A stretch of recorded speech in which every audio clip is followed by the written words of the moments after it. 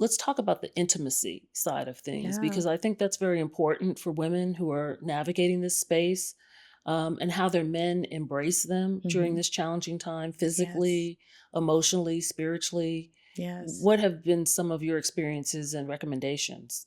Well, I think it's number one is to acknowledge where that woman is, and to minimize the fact that their hair loss is affecting them. I think it minimizes who they are.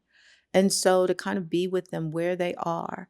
And so, this is not a good thing. It sucks. This is a part of the treatment.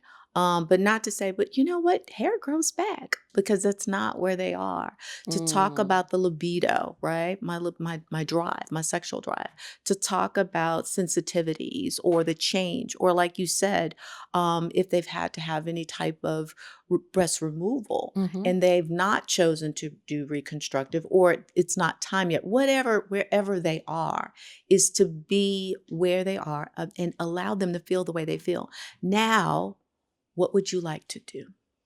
How do we move forward? The one thing we can't do is change someone else.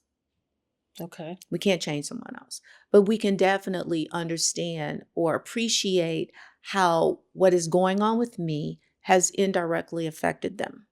And so how they respond to me, Mhm. I'm not responsible for, but I am responsible how I respond because of how they respond. Mhm. So it is not an easy thing. It is a self-evaluation. It's an evaluation of a relationship. And to be honest, sometimes relationships aren't in a good, healthy place anyway. And And this then is there just is one a more. health crisis that Mhm. comes along. And what it does, it exacerbates what has always been there. And so for some people, they're able to say, you know, after this, that person was there for me, but I am realizing this relationship was not in a good space before the Right. diagnosis. So The, it, the it the is, diagnosis, like you said, just brought it more yeah, to the forefront. absolutely. Mm. Yeah. And so, these are the kind of life-changing situations that bring out, you know, it highlights where we are and where others are in our lives. And so it's not an easy thing. It's not an easy task. Nettie, let's talk a little bit about how can women begin to love themselves in the body they may no longer have. That's a great question. It's really hard to learn to love a body that's changing when you didn't love the body you had, right? And so the other part of loving your body, what would that look like? I'd ask that woman, what does that look like for you? Mm. And what needs to happen for you to start embracing that?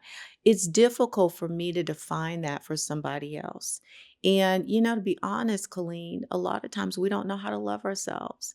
And for the first time, that may be the question that that woman is asking. How do I love myself with these changes? When honestly, truth be told, that woman didn't love herself before.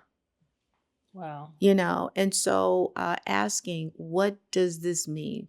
Well, okay, let's just say, well, I no longer have the breast. Hmm. Okay, that's important for a woman. It means a lot, but that woman has to define what that means for her. you know Now there's another woman who may say, in time, the scar is a reminder of her strength. We've talked about the whole thing about, I don't want to be strong. If this is what being strong is, I don't want to be this, Right. right?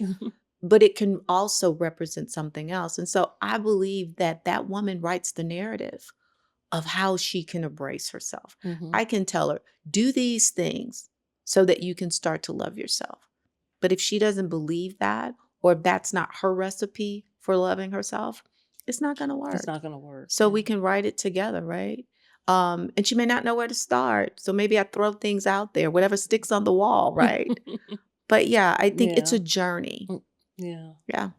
Do you feel like you're seeing more young Black women coming in for therapy, or is it the 50 plus, or what is the demographics looking like right now to you? No, no. I actually have quite a few professional women who are in their 30s. And I'm telling you, they are killing the game. Hmm. They're killing the game. But we're talking about the internal turmoil, right? Fighting against themselves, not Hmm. believing that they're good enough, which creates a lot of stress and anxiety. which of course, attributes to a lot of chronic diseases. Right. And so we're talking about those kind of things. How are you nurturing yourself? How are you taking care of yourself? Physically, financially, spiritually, emotionally, psychologically, all those Right. things really Right. matter. So, no, I think the younger generation is really understanding the benefit of emotional and psychological wellness.